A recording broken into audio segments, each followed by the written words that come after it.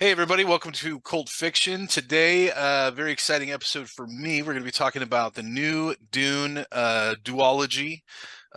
We've all just watched the second movie, and we're gonna talk a little bit about the first one, then we're gonna talk about the second one, and then we're gonna do an over under on our favorite science fiction movies of all time. So here we go. Let's start with Dune. I would like to go to Alex first today to hear his thoughts on the original Dune because I think he and I are pretty close together. Go ahead, sir. Yes, I mean, when Dune came out, I was super looking forward to it, obviously, because, I'm a huge fan of the book, and I knew that, I have no idea how to pronounce his name, but Denis Villeneuve, whoever, I knew he was going to do a great job, because he has not made a bad movie. And so going into it, I knew it was going to be good and still didn't disappoint. And what's really interesting is he's gone and he hasn't treated the book like it's sacred. He's made all sorts of changes Right. narratively and to the construction of the story. And I think pretty much every change he's made has been for the betterment, at least for a movie. So, Dune 1 came out and I was blown away by it.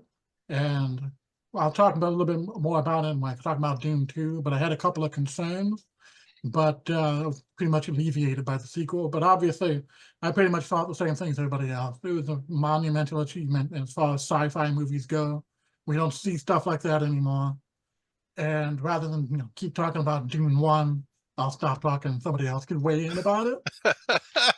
Okay, I'll jump in. So I agree with you. I did like the original Kyle MacLachlan Dune, right? The Fincher one, or Lynch rather. But It's been so long since I've seen it, it though. was it was kind of a gross movie. Like there was a lot of gross stuff in it. It was weird. Like straight up, it was a gross ass movie. Like it really was. And this one wasn't like that at all. It didn't have that ugliness in it. So I was really excited, like you said, to watch the first one. I thought they nailed it. They hit it out of the park. It was world building science fiction at its best. And so obviously going into the second movie, I had very, very high hopes. But we'll have to wait to see if those hopes were met or not, because now we're going to go to Bueller. Okay, so I saw Dune. I haven't seen the original one from back in the day, but the new one that came out, I was kind of riding the hype wave with it because I've heard about it. I've never read the book, so obviously it came out during COVID on HBO Max. Super easy to watch, so cool. So we watched it, but it's been so long since that came out. We revisited it with my son, who wanted to see the second one as well. So watching it a second time was great because I got to catch a lot of stuff that I may have missed in the first run through. I love the story building of it. The cinematography was great. The sets were fantastic. Like, it was a big movie, man. Mhm. It was really, really cool to see that. And I like all the seeds they dropped to build the story later. The characters that were introduced, so many of them so different, so many great actors. The cast is amazing. And then, spoiler alert if you haven't seen it, and then they kill off a whole bunch of them. Like, what in the world is going on here? Like, it just kind of blew me away because I'm like, what are we in store for Dune 2? This is insane. Um, but like, yeah, man, everything about Dune 1, I really enjoyed, and I enjoyed it again the second time watching it through. I'm glad I did, because had we done this without a second watch through, I would have forgotten so many things. And Right. and man, it's Dune 1 for me was something we haven't seen in a long time. And yeah, I could go on and on, but I'm not going to. I just For Dune 1, I liked what I saw. It was new to me, and I was excited for it. Right. I agree too. The whole world building aspect of it, you really don't see that big epic creation anymore like you do in this movie. Eric, what are your thoughts on the original? Uh, yeah, so as you guys know, I was the one that probably watched it like last. I only saw it like 2 weeks ago. It's been out for like 3 years, and I watched it like 2 weeks ago. Because this isn't Um, really this isn't really your like forte You have necessarily, the right? yeah, freshest take. yeah, not really. And I think I mentioned part of this because I watched the original, and this goes or the one that you're talking about from like 1982 The Kyle or MacLachlan something, run. Yeah, yeah. right? I watched that when I was like 6 years old, and it is gross. Mm. And this, I I have to but watch this I now, don't man. It's gross, dude. I don't want to say that it traumatized me, but it like you know. Yeah, it was And pretty so I wasn't close. in a real hurry to watch this one, you know. It just wasn't like my jam. And but I hadn't heard a bad word about it. You know, everybody who had seen it was like, this thing's great. So I was like, you know what? The second one's coming out. People who have seen the second one already, these reviewers are saying it's freaking amazing. I'm like, you know what? Just bite the bullet. Watch this thing already. Watched it, enjoyed it. Everything you guys are saying is true. The scope of it, the scale, the cinematography, the performances. Jason Momoa was awesome. Loved his character. Probably my favorite character. Mhm. Yeah, there was even things that I normally don't like. And you know, we talked about this, was, you know, you guys know I'm not a big fan of like the 5'3", 115-pound girl kicking so much ass. Well, right below that on my scale of things that irritate me is like the 5'9", 130-pound guy that's kicking ass. And so when I saw him, I was like, okay, but that was in the story. That was integral to the story. They talked about it all the time, how he looked like a kid. People were constantly going, no, this guy can't be the dude. This, you know, he looks like a child. And like, they never shied away from it. Him looking young and svelte and small was part of the story. Unlike, you know, these other things where I'm like, you're just supposed to ignore this 115-pound girl kicking a guy through a wall. Like, I'm supposed to just ignore that happened. That doesn't happen. Where over here, like, this little guy, they're not ignoring it. They're pointing it out. Like, that's weird. Like, I don't know why I'm supposed to follow this man. You're going to have to prove it to me. And then he goes and he does these things, and we'll get into more stuff later. But so ordinarily I don't like that stuff, but he very much, to me, his character was very Arya Stark. Every time you see him, he's working on something. Right, he's improving himself, making himself better every time you see him. He's working on his voice. He's working on his knife skills. He's working on, you know, his studies. Something. He's very Arya Stark, which is one of the reasons I loved Arya Stark. She was always working on herself. Anyway, I don't want to, you know, bloviate too long on the first one. It was great. Cool. Gus, what was your thoughts on the first one? Super great. It's like everything you guys said, I don't want to rehash it because, like you said, like a lot of like all the finer points of the movie. What I was super stoked on was, like, I saw the original and I really, really liked it, even though it was weird and creepy, right? But it's sort of like a great story. It's a great story. I've seen all of the remakes. But what I was super stoked on is that, like, I saw it looked really, really good. And it was like during COVID and they kept pushing it back, and then they released it on like Max or whatever. But what I was super stoked on is Hollywood destroys all of my favorite things.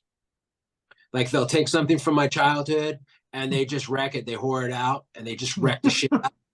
And that's why I don't watch anything. It's just period. Right? Because, like, they take something I love and they make it into a whore, and it's awful, and I don't like it anymore. I don't like the original shit. I don't like new shit, and I'm just a curmudgeon. And what I loved about it, right? Not only did they make the story better than the original, better than the remakes, but they didn't fuck it up. That's just the best thing about the movie, right? The story's great. All of the things that you guys have said are fantastic. But the biggest achievement is that they took something that was, like, pretty good. Like, the original is pretty good, right? It's weird, right? It's weird, but it's pretty good. It's pretty good. It's good enough that it counterbalances the weird shit. But they took something that was pretty good, and they didn't fuck it up. They made it better. Yeah. Game on, baby. It's a rare thing. It's a rare thing when that happens. It's Two blue moons, man. 2 blue moons. Okay, well, let's jump right into Dune 2 then. We'll go back to Alex. You and I haven't really talked about it yet. So what was your take on the second one and the tying of them both together? What do you think?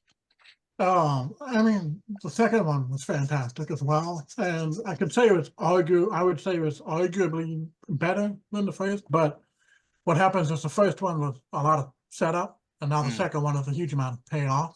Right. And so, for some people, that's might be a little bit more exciting because I think there's a bit more action set pieces in it than the first one had. But they all mean something, they're all meaningful. And but I mean, just like the first one, it was just goddamn fantastic. And you don't see movies like this anymore. And I think I mentioned it when we came out. It's a really, really good example of how you can have a big, complex world and let everyone know what it's about and what's happening without using all this exposition and all these people explaining shit to you over and over. It just shows you. It doesn't tell you. It just shows you. And that's one of the things that I think is just so often not utilized anymore, especially in big movies. They just dumb them down. Everything has to be specifically spelled out for you. Right. And in another movie, another director would have had like 20-minute scene where they explain how they control the sandworms and everything, instead of just showing them that's how they do it. And if you're watching, it trusts you to pay attention, it trusts you to have an attention span. You can put it together and say, okay, I see what they're doing and how they do that. Right. And so, so that just really improves the flow of a movie that's already super long. But it's Right. like 2.5 hours, but it didn't feel like that to me at all. In the original, in the Kyle MacLachlan Dune, that's exactly what they did too. If you remember, there was a narrator that so they used all this exposition to like explain, here's this planet over here and this planet. There was a lot of storytelling going on. Even like when Paul Atreides joins with the Fremen and starts like attacking the Harkonnen spice production, there's just kind of a quick montage, and the narrator says, "Oh yeah, they messed up all the spice production." Villeneuve didn't he didn't use any of that. He didn't use any exposition in this. He showed you everything. So I think you're exactly right. Anyway, go ahead. Well, he did a fantastic job. And I mentioned, in the first one, much as I liked it, I was a little bit concerned about one thing in particular, which I don't know how to pronounce his name either. It's like Timothee Chalamet or Chevrolet. Chevrolet. That's right. Whatever. Timothée Chalamet did like a great job, but he played a very specific character that I wasn't sure if he could pull off what he needed to do in this one. In the first one, he's a very unassuming. People, like Eric said, they have doubts about him. He's talented, but people are like, how is this guy going to be the big leader of everybody? Right. And I had kind of the same concern going into the second movie. Can he pull that off? And yeah, in the second movie, his balls fucking dropped, man, because I mean, he came out and he did a fantastic job. And I'm not really familiar with him in a lot of other things. I've seen him here and there, but I didn't see like the Wonka movie. I haven't seen him. He was under like indie dramas that he did. But I came away really impressed with him overall over these two movies. Because in the first one, like I said, he's learning. And in this one, he basically turns into, the hero, the badass, the guy that all these people are willing to sacrifice their lives to follow. I didn't know if he could do that in the first one just by engaging him, but he absolutely did in this one. And he just absolutely pulls it off. The one thing, though, that's not really a flaw, but I have this is sort of my personal thing. Of like, I don't understand like this Zendaya girl, where she came from, because like suddenly I just saw her and everything, she was like in every movie that came out. And I don't know. So I have like, it's my own personal thing. I'm kind of like, I don't get why you're and everything. So, for her performance, she did a pretty good job, but she didn't really win me over. But it might be my personal thing because she's just kind of, I don't understand why she's in everything. She hasn't like wowed me with any of her performances. She hasn't done something great or amazing or anything like that. But you're talking about the Emperor's Daughter. No, Zendaya. You're talking about his girlfriend. The framing girl. Yeah, his girlfriend, right. Isn't she a pop star, or am I crazy? She was in Spider-Man. Yeah. She's Spider-Man. Right. But she was probably, even though she was okay, she was probably the worst part of the movies, even though she wasn't bad. But overall, it's a fantastic couple of movies. And now Dennis is saying he wants to do a third movie where he adapts Dune Messiah. And then he wants he wants to leave it alone after that because the books just get kind of weirder and weirder as they go on. Yeah. Yeah. But, I was seeing yeah. online that they were going to have trouble with the third movie because the book sucks. I don't know anything about the books. If yeah, A lot Children of people say that. Children of Dune, I believe, was the second book. And it, Children of Dune was the third. was that the third book? Dune Okay. Messiah was the second, and then Children of Dune was the one without Paul. Okay, yeah, that's the one where he dies like right in the beginning of the book. That's the first one. So I don't remember too much about Dune Messiah, to be Yeah. honest. But the thing is, when after you see this one, there's already been so many like narrative changes that it's obvious that the third movie is going to go, in a similar but also a very different direction, and probably for the better. Yeah, Because all the narrative changes have been really interesting. His sister wasn't in the movie, and right. but they did something kind of weird and creepy and interesting with him and his mom and his sister. But anyway, I'll let some other people talk about it now. Yeah, so I'll jump in. The things that you've been saying, yeah, the narrative changes are significant. I mean, spoiler alert, obviously, if you haven't seen this yet, you shouldn't be watching this. But the fact that his sister wasn't born, she was the one who killed the Baron. And then she's not even born yet. There's that weird schizophrenic thing that's going on with Paul's mom is an interesting wrinkle that's new. He at the end of the movie attacks the other great houses. I don't remember that happening. He didn't release the water and change Arrakis or anything like that. That didn't happen. So there's some really significant differences where this story leaves off and where the book left off. But like you said, I completely trust Villeneuve to see it through.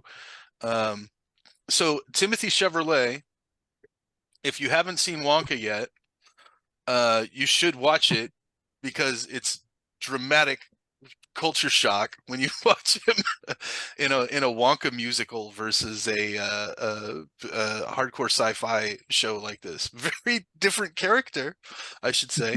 But he also did on Netflix. He did that Henry V remake that I thought he did a really good job in. I forget what it was called. It was called like Henry or something like that. But he was good. I agree with you that I was a little bit concerned watching the first movie that he wouldn't be able to pull off being the Messiah. But he absolutely did. I mean, that scene where he gives his speech and he's saying, nobody can stand against me. That was a powerful speech. For my part, the two of these movies together are two of the best movies that I've seen in a very long time. I really enjoy world building science fiction. I do think, however, and this is probably something that Eric is going to get into, I do think that the first movie is more watchable because the second movie is really dense. It's like there's more movie, but there's less action in the second movie, which isn't necessarily a I thought bad there was thing. more action in the second movie. It doesn't feel like it. It feels like. Did you think there was more in the second one? I felt like they have that one like action sequence, in the first one where it's like, where they take over the house and everything. Other than that, there's not a whole lot of action really that I can remember exactly.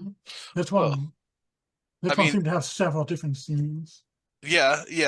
I would have liked to have seen more of the big battle at the end. I think that's really what I'm getting at, is that the big epic confrontation at the end. What you see is, you see the armies coming in and the worms coming in and stuff, and then the door explodes, and that's the end of the action. But I had compared it in a conversation earlier with Eric to the Battle of the Bastards in Game of Thrones, right? There was a lot riding on that battle, and that battle took a long time, and a lot of things happened in that battle that, you think they're going to win, you think they're not going to win, you don't know which way it's going to go.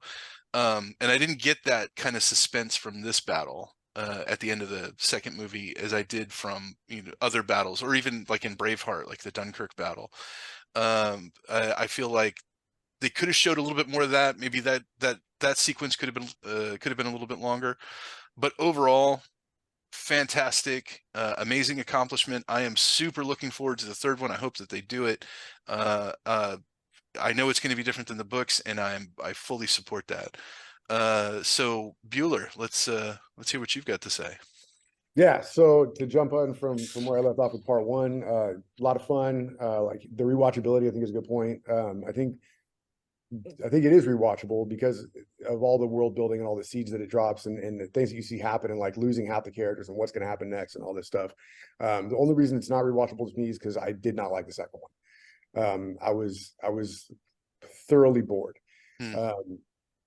When huge spoiler alert, when Josh Brolin's character showed back up, I completely checked out of the movie. Hmm. Once Josh Brolin showed back up, everything kind of got muddled, and after that, I was checking my watch to see how much time was left in the theaters because I was What made you feel like it was muddled? How come it was? I can't tell you exactly. It's just Josh Brolin showed. It doesn't have to do with Josh Brolin being there. I don't have a problem with that.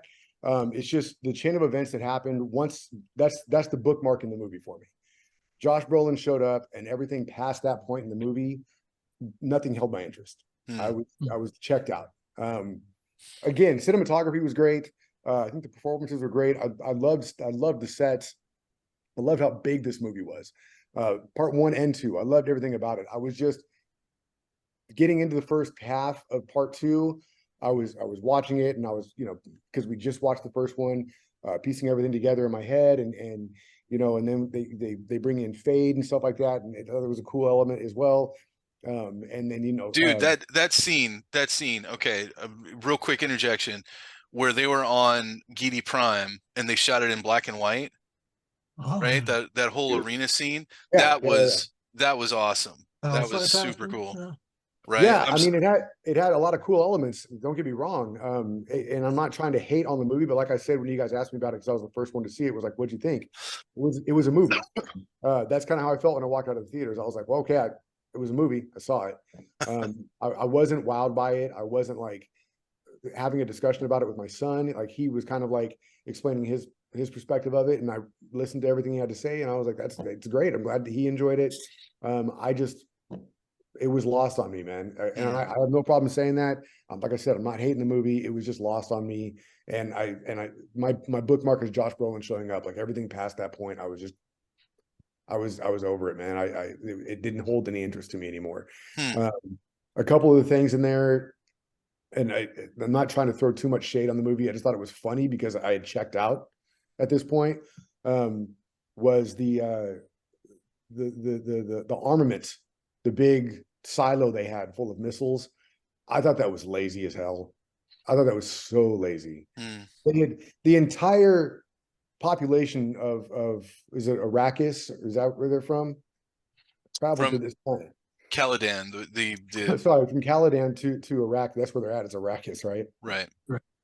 And then so they haven't been there for that long. You telling me that nobody saw them build this fucking silo in a mountain? Nobody knew it was there? Are you shitting me? And it's 30 generations worth of missiles, and it just showed up inside a mountain. That was fucking lazy as hell. That was extremely lazy. They needed to figure it out somehow, and that just stuck to the wall. And that just rubbed me the wrong way. The other thing that really rubbed me the wrong way, and again, it's because I was checked out and I'm not invested because of the books or the first movie or anything like that, like the original, the 1986 version. So I'll take all the hate I get for it. The riding the worms thing I thought was really cool. I thought it was awesome how they showed the challenge for Timothee Chalamet's character to get on the worm and how he had to learn how to ride it to prove himself to the people. And I get the people that live there, the Fremen have been doing this for a while and they can do it. And it's part of like, joining the manhood, joining the brotherhood of the Fremen and things.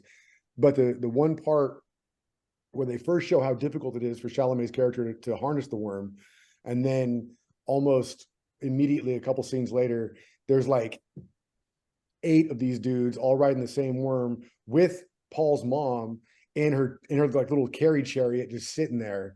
And it's like, come on, you saw how difficult it was for Paul to get on this worm. And you're going to tell me this woman who's being carried in this chariot thing, they were able to get her on the worm while carrying her and all ride it at the same time? Give me a fucking break, dude. Those two things. Movie ruined. I'm not even because you convinced me it sucks. No, that's what I'm saying. Because I was checked out of the movie, because I don't know if it was pacing. I don't know what it was for me. I'll take all the hate. I don't know what it was for me because I was checked out of the movie. Those two things, I was like, Jesus Christ. This is fucking dumb. Just those two things. Just those two things. I was like, this is fucking stupid. Not the whole movie, just those two things. But yeah, and then at the end of the movie, I was like, okay, I saw it. I'm glad I saw it. It was definitely a big thing. It was really cool to see on the big screen. I'm glad I did that. But yeah, man, I'll wrap it up. I was bored with the second one. All right. Well, this is a safe place where people can choose to be incorrect if they want to be. Eric, what is your take on the second one? I would say almost the exact opposite. Meaning, I felt that once Brolin showed up, that's where the movie largely shined. I felt like, you know what? Alex often talks about how like third acts for movies are difficult. I thought the third act of this movie was good. Like it was the best part. Maybe it's because I didn't care about, like, I knew that they were gonna do the stuff and they were gonna interrupt the spice. I really wanted to see, you know, Elvis, whatever. What's Elvis's name? Fade. I really wanted to see Fade. I wanted to see that whole dynamic. I wanted to see. I kind of knew Brolin was coming back. I was like, when's Brolin coming back? Like, I wanted this. I knew you were going to interrupt the spice. I knew he was gonna like do that kind of stuff was interesting, but like the other stuff was more interesting to me. Right. To me. And so the Fade thing, like you said, the black and white scene, finally meeting the Emperor. Like no one's talked about Christopher Walken yet. Shame on all you motherfuckers. All of you. Jesus Christ, 4 of you motherfuckers have talked so far, and not one of you mentioned Christopher Walken. Fuck all of you. I was checked out of the movie at that point, dude, when he showed up. That should have checked you back in. I mean, Christopher Walken, just saying. So anyway, do I agree with Joe about the armory? Yeah, I mean, he's not wrong. You know, like if those Freemen are around and they got spies everywhere and motherfuckers are building a big ass armory in the side of a building, the Freemen are gonna see it. I mean, come on, you know. So he's not wrong, you know. But it's like those things where and he's not wrong about the worms either. It's just one of those things that you let happen. It's like when I watch Game of Thrones and motherfuckers are getting their mail through what is it? Ravens. Fucking crows, like right. Ravens. You know what I'm saying? Like send a raven, and they're getting, you know, like I just accept that ravens are incredibly good at giving messages exactly to where they need to go, and I just accept it, bro. Real. That's why we had carrier pigeons. Yeah, well, exactly. We didn't have carrier ravens though. So I'm just saying those motherfuckers who had the mother bitch on their back with the worm were like the best worm riders. That's all I have to do. That's all I have to do. Magically, right. The best worm riders. They were fucking doing that worm shit since they were 6. They were fucking, you know. I think the 4 of you are possibly the best worm riders. Yeah. Yeah. See what you did there. Suspension of disbelief. It's suspension of disbelief. You'll let it happen. You gotta do it a little bit. Right. I mean, this guy fucking sees dreams, you know, and we're, you know, so you got to do it a little bit. At the same time, was there spots I was bored? Yes. In like the first half, I felt like there were things where I was telling Jubal, I simultaneously wanted the movie to be shorter and longer. I don't know. I've never experienced that before. And what I mean by that is I wanted some of the first half to be shorter, but I also wanted things with like, is it fade? I keep doing that. Fade. Hey, Right, I yeah. keep trying to say fade because that's like Thanos' son. So fade. No. I actually thought maybe it might have been better with all the narrative changes. Maybe it would have been better to like leave the beast out, Rabban, you know, and Right. just have Fada be in the whole both movies. Like build him up as a villain in the first movie, and then in the second movie they have the knife fight. So you have See, Paul I Atreides kills Robert instead of Fade at the end of the movie. That would be interesting. Yeah, that would have been an interesting change. But you know, I wouldn't have been against that because that was my thing with Fade. You see him in a knife fight, right? In the black and white. He comes in, he blows up some rocks, says, "Hey, tell my uncle he can grab the spice now. I won, bitches."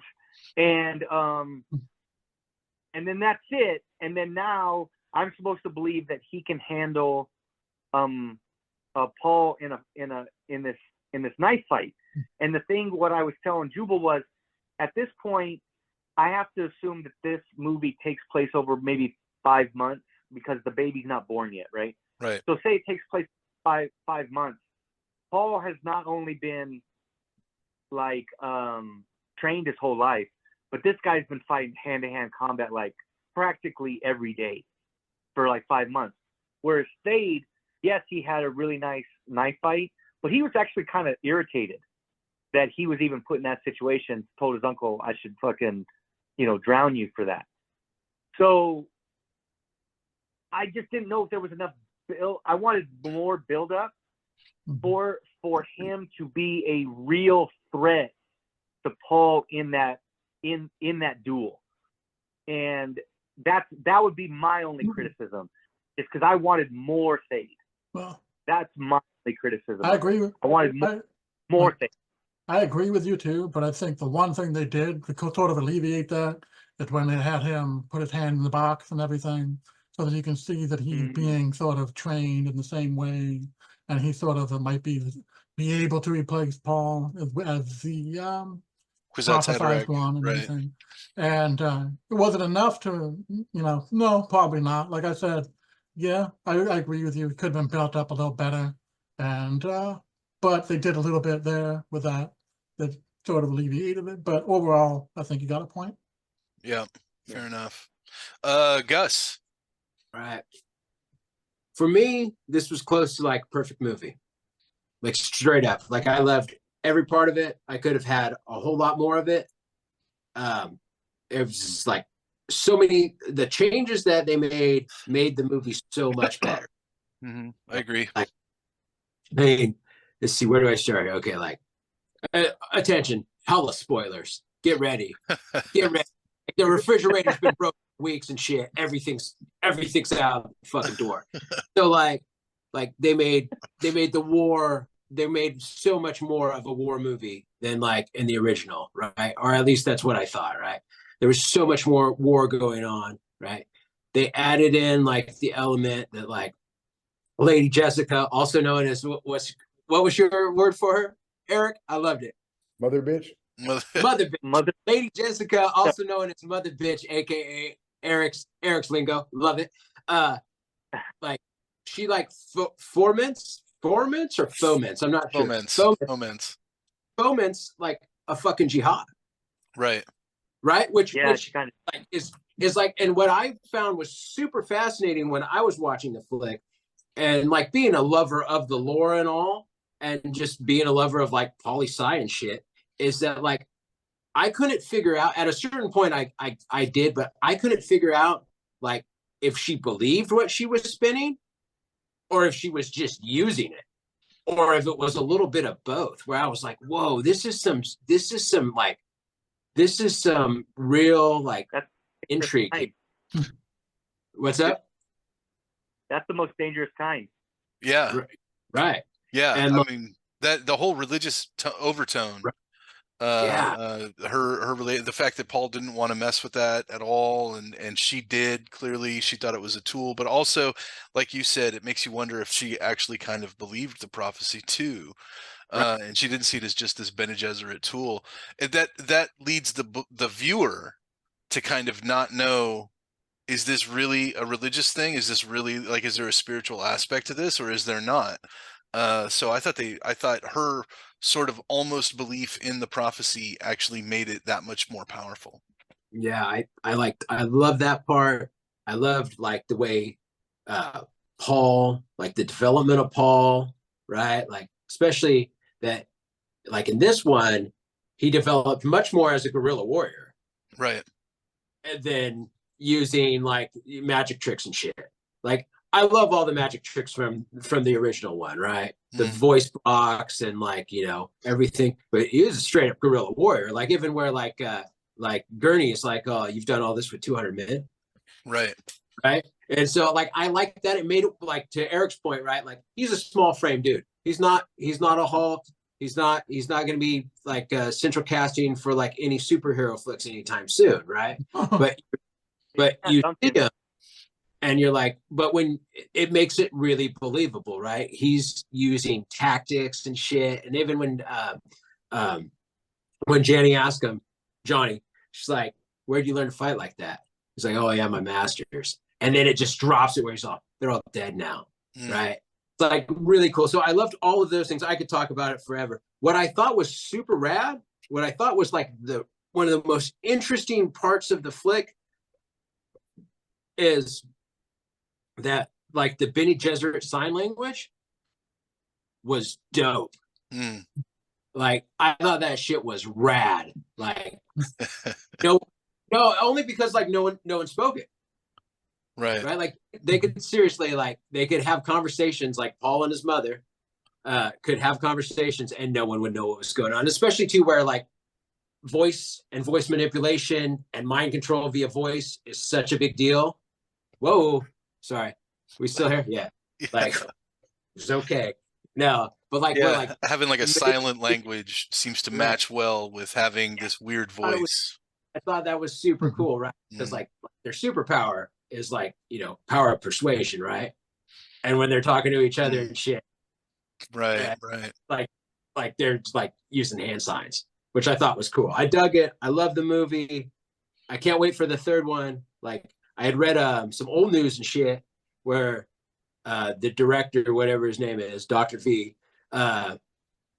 when he was interviewed, like it was like right after the first one, right? And he said, and there was going to be a second one, and they asked him about a third one. He said, "Oh, I don't really know." He's like, "But if there is a third one, it would be my dream come true," which I thought was super cool. Because I couldn't find much after we saw it. I couldn't find much on if there was going to be a third one or not. A lot of the doors were left open, right? Like there's a lot of avenues that they could go with it.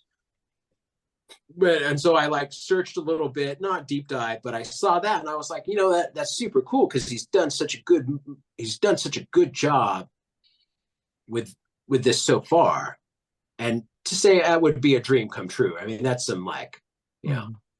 So I don't know. I loved it.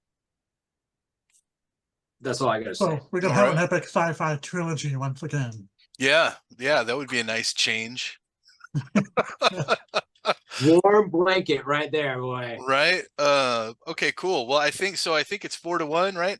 Or are you willing to, Joe? Are you willing to say you give it a thumbs up, even though you didn't especially enjoy it? I would tell people go see it. I wouldn't say don't go see it. I wouldn't. Yeah, I didn't think it was like, oh, this is a horrible movie. I would never say don't go see it. It's just like I said, with Eric saying, you know, you got to suspend disbelief. I mean, of course. And I've done that for plenty of movies, and I've made arguments for that for plenty of movies. Like I said, I was already checked out. So at that point, when I'm checked out, I'm like just kind of looking at the movie. I'm not looking for things to pick apart, but my suspension of disbelief has kind of gone out the window because I've already checked out of the movie.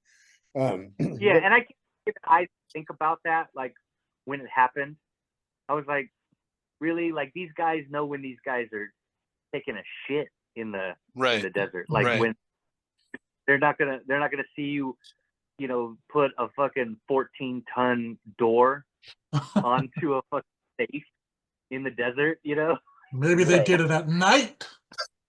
Yeah, As there it dark is. outside. Yeah, Yeah, it no, was. if they come out with a third one, dude, I'm down to see a third one too. Like, I would like to see the story completed, because I also feel like the end of this movie kind of left me guessing, especially like what you guys were saying. You had a great way to put it into words. Do they actually believe this prophecy, or are they just pretending to believe the philosophy to get everybody behind them? I want to see how that wraps up. I wasn't as invested in the second as I was the first one. So I'm not saying it's a thumbs down movie by any means. Okay, so at least we can all agree that these two movies are definitely worth your time. Why don't you take us into then our over under there, Mr. Bueller, and see if we can go around on that. Yeah. So my overrated is Dune 2.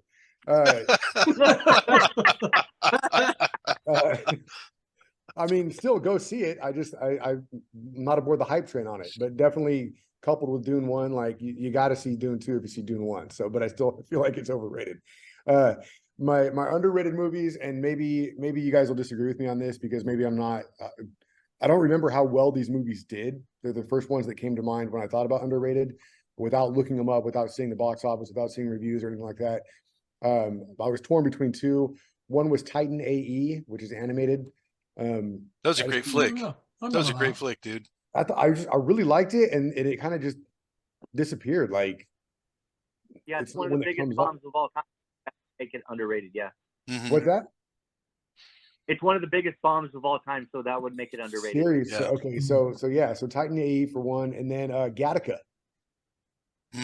Oh, Yeah, Gattaca was good. Gattaca's a good really one. liked Gattaca, man. That was a good I really flick. enjoyed that movie all the way up until the ending. It just kind of kept you guessing. Had a lot of good twists and turns, and the story was. I thought it was really, really well done. And it's another one of those movies that flies under the radar that doesn't get brought up very often. And I would encourage anybody who hasn't seen Gattaca to see Gattaca. You see the remake series? No. Oh, dude. They remade Gattaca? I think so. I didn't know that. Are you thinking of series? Yeah. It's what's it called? Is it just called Gattaca? Called Gattaca series. Oh, wait. No, I got. You know what? I'm fired. Go ahead. Are you thinking of Battlestar Galactica? Absolutely. The G's guy. Now I'm fired as shit. Gattaca's super good. Don't worry, we'll edit that part out. Watch TV. We'll edit that part out. Fix it in post. No, leave it. It gives me credibility that I have no idea what I'm talking about. That I've been like Encino Man and shit. Okay, Eric, so looking it up, there are rumors online about a Gattaca TV series being created as late as March of last year. Huh? He's Gus is forced. Yeah, you're psychic. You must be the Gus is like a cataract. seer. And Eric will like this. Oh, I drank the magic juice from the worms. That must be it. It's rumored, again, it's a year ago, March of 2023, but Mandy Patinkin. Oh, watch out. Watch out. That guy's magic. Eric, I want to hear your over-under.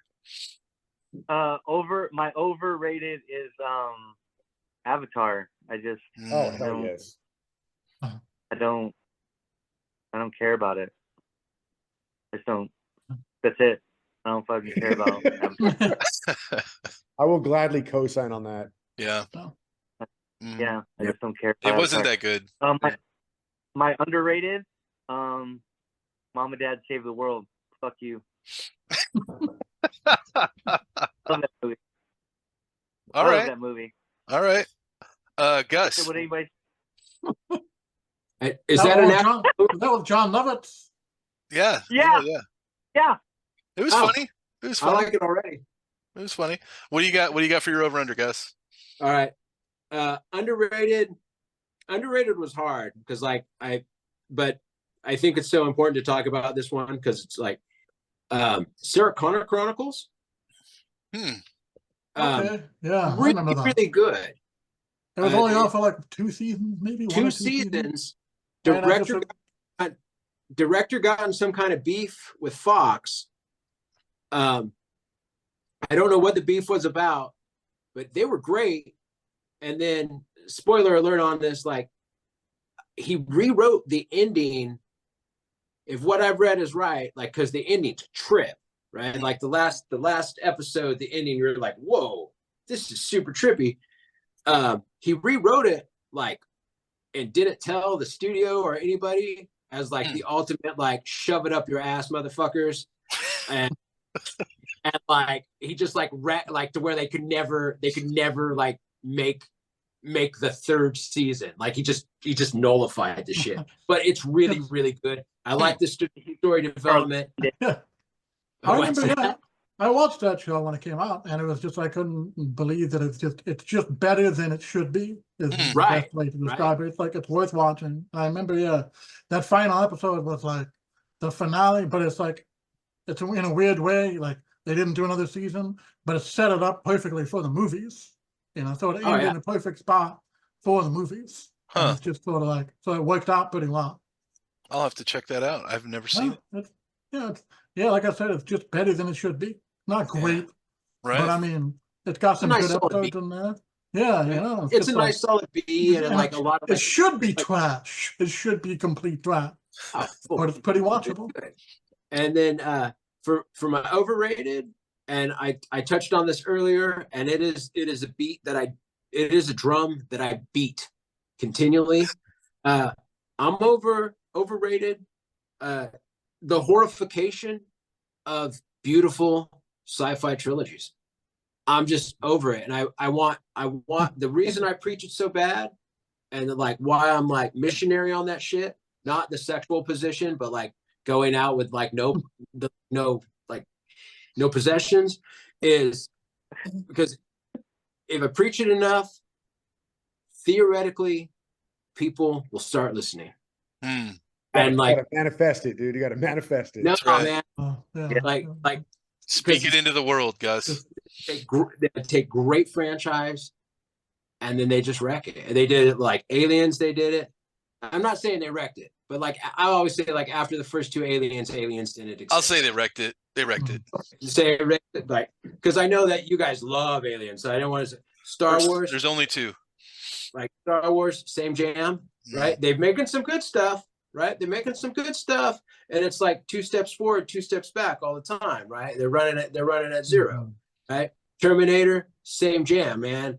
First 2 Terminators, beautiful masterpieces.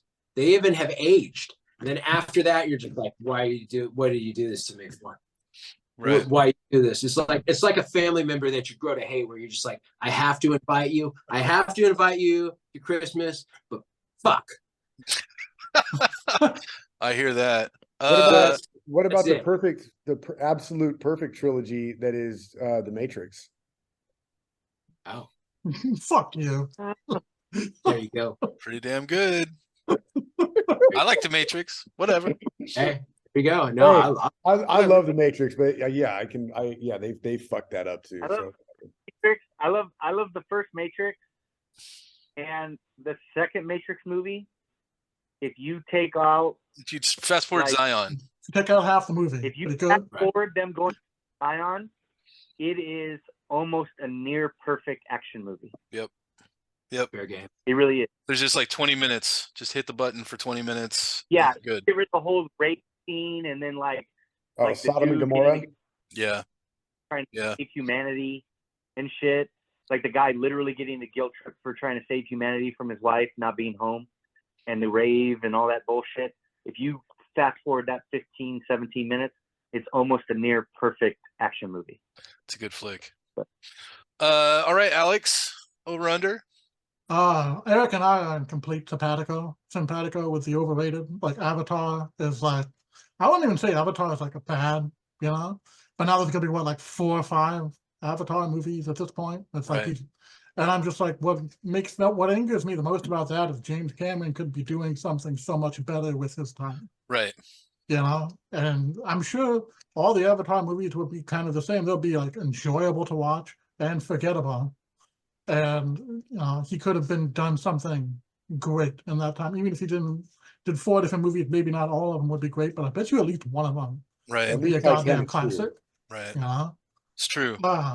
Yeah, so that's why I think that's overrated. My underrated, I really struggled with this one because there's two that I really kind of was fighting for. I'm hoping maybe Jubal picks the other one, but we'll see. They're both really, really underseen indie movies on shoestring budgets. But the one that I picked is called Coherence. And a lot of people haven't seen it. I think I showed it to Gus a few years back. It's really, really small budget movie. It basically takes place in like 2 or 3 rooms. And the way I describe it to people is it's the best episode of Twilight Zone in the last 50 years. Right. But it's absolutely fantastic. And it's just, one of those things I can't really go into too much detail without giving it away. But there's a dinner party. People witness like a meteor shower, and then strange events start to happen, and it goes from there. But as far as I'm concerned, it's a sci-fi classic. It's really a thinking. It's a Yeah. shoestring budget, but it's really a thinking movie too. Like it's Yeah. really strong Shoestring sci-fi. budget. Yeah, but absolutely, I'd recommend it to anybody. Best episode of Twilight Zone in 50 years. It was super good. Coherence was super good. Yeah. So I'll do my overrated first. My overrated is probably always going to be like my most overrated science fiction movie, Clockwork Orange. I think that every generation finds this movie and thinks that they're the first ones who ever thought it was cool, and likes to pretend that it's amazing and subversive, and it's really not. It's just really kind of trashy and dumb. So whatever. If you think that if you tell people that Clockwork Orange is your favorite movie, we all know how dumb you are when you say that. I've never even seen it, dude. You're not missing Oh. anything. So for my underrated, I really had trouble. I probably did, because there were 3 that I really wanted to pick. The first one was Battlefield Earth. Fuck you. Fuck you. Which was a much better movie than most people think. Fuck no, it wasn't. I want to say, how many people would be watching this and be like, this guy said Clockwork Orange, down Battlefield Earth. Battlefield Earth. Like Godfather. No. You know what? Battlefield Earth. I didn't like. Whatever, you guys. I'm trying to share my soul. Out all your fucking credibility on Dune at this point. Dude. No, all of it. Battlefield Earth was a better movie than you think it was. No, it wasn't. It's fucking garbage. My second choice is the greatest money loser of all time, I believe. Eric can double check me on this. Final Fantasy, right? Final Fantasy lost like $115 million. That's the animated one? That was the animated one that had nothing to do with the Final Fantasy IP. But it was called Final Fantasy. Spirits Within, I think it was. Yeah, the Spirits Within. Final Fantasy Spirits Within. I don't know why they called it Final Fantasy. I thought it was a really cool flick. I thought it was really interesting. And at the time, the animation was the best animation anybody had ever seen. I think it holds up, but it lost so much money. But my final pick. Wait, hold on. Just a fun Easter egg about Final Fantasy is if you have the DVD, there's an Easter egg where the cast does the Michael Jackson Thriller dance. I saw that. Yeah. I mean, now you can find it on YouTube. Like Easter eggs kind of suck now, but like in the days of DVD before YouTube, like it was kind of fun to find that hidden button. Okay, but for real, Final Fantasy. If you're watching, Final Fantasy was really good. You don't have to watch Battlefield Earth. That's just my personal thing. But Final Fantasy was a really good flick. But my most underrated science fiction movie of all time is a movie that nobody ever saw called Primer. See, that's the one that Alex knew I was going to pick, which is a movie, another shoestring movie like Coherence, that is a story about what would really happen if somebody discovered time travel. Right? So it's super good, but it's also like Coherence. It's kind of dense. But if you're in the mood for a thinking science fiction flick, Primer is the way to go, or Coherence. Either one of those two is awesome. Anybody? Last thoughts? Do you want to admit, finally, Joe, that Battlefield Earth is a good flick? No, you know what? I wanted to say at the beginning of this podcast, like, don't fucking do it, dude. Don't do it. It was good. You know what? I totally forgot about Battlefield Earth. I did forget about another movie I like that I want to put. We'll have to do a whole podcast explaining this to people. I don't even know this movie. Is that a John Travolta movie? You should watch it, dude. It's good. Is it John Travolta? There's one It movie. is, right? And Forrest Whitaker. There's one movie that I really enjoyed. it's probably the only movie I saw. I think I saw it 3 times in the theater in 7 days because it was a very, very limited release, and it was playing here in town, next town over, whatever. Equilibrium. Oh, Oh, yeah. That was fun. You remember going to see was cool. Equilibrium when it first came out? Yeah. I remember, I'm not 100% sure how it holds up, but I remember that movie knocked me on my ass when it first came out. Yeah. So Caitlin got me to watch that, and when I initially watched it, I didn't like it, and then after thinking about it, like it's actually a really fucking good movie. Yeah. It is. Yeah. It is. It's a good flick. Gus, watch Battlefield Earth so you can hate Jubal as much as me. It's good. You'll like it. I'm curious now. Yeah. All right. Anything else? I think we're I actually think all the Scientologist sci-fi movies get underrated. I think it's a thing. Like, could you imagine what would happen if they were Catholic? Food for thought. No, it's just like I thought about it because one of my Edge of Tomorrow, right? Edge of Tomorrow, right? And it's like it's Tom Cruise, and I was like, man, it's like he's made a bunch of dope sci-fi movies, right? But they never. Edge of Tomorrow was great, dude. It's one of my favorite. That was a great movie. Yeah. Dude. I don't think What's that was the a other one Scientology movie. Was that a Scientology movie? Oh, no, I think that like anytime the Scientologists do sci-fi movies, that it's just like they don't do as well because people think, oh, it's gonna be some L. Ron Hubbard and shit. Like I think that like I think your regular folk just goes, oh man, it's gonna be some L. Ron Hubbard shit. I'm gonna get L. Ron, and they like. What's up? Where he's alone and he's like, he's on that little space station up there by himself. And Oblivion, that was pretty good too. Yeah, Minority Report. Minority Report was good. Like Tom Cruise has done some good stuff. That was great. Great science fiction. Vanilla Sky. I liked Vanilla Sky. Valkyrie, apparently. Valkyrie is one of them. Was that science fiction? That's I actually never saw Valkyrie. Valkyrie's pretty good. I liked Valkyrie, but I don't think I would call it science fiction. No. It's World War II I don't know. historical. It's a Scientology movie, dude. I don't know. No. Oh yeah, No, it's about Klaus von Stauffenberg trying to. I don't think that's Scientology. No, yeah, Hey, dude, I looked up Scientology movies, and it says Scientology movie. So it's like Stauffenberg sounds like Scientology. That's what it dude. is. Like if you go to Google and look up Scientology movies, I have Battlefield Earth, I have Tom Cruise and Eternal Youth, I have my Scientology movie, and I have Valkyrie. Really? Yes. Interesting. That's super interesting. Yeah. Going clear. Scientology. Right below that, Valkyrie. Really? I wonder why that qualifies as Scientology. We're gonna have to do an episode on this, guys. We're gonna have to get to the bottom of this. I agree. Yeah. And that's more reason to talk about Battlefield Earth and how it was actually a good movie. I want to find out about this movie. I'm going to watch it. All right. We're signing off. Thanks everybody for joining us. Take care.